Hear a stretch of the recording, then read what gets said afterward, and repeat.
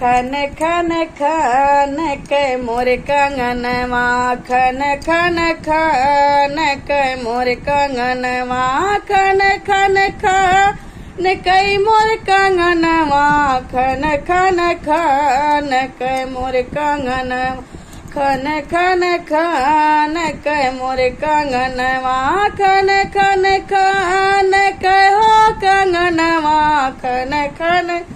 खन के हो कंगनवा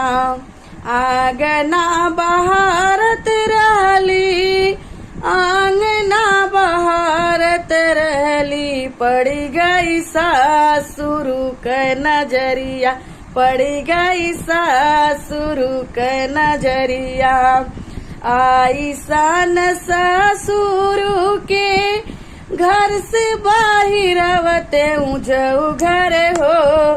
ते मोर सजनवा जऊ घर हो ते मोर सजनवा खन खन खान के मोर कंगन खन खन खान के हो कंगनवा खन खन खान के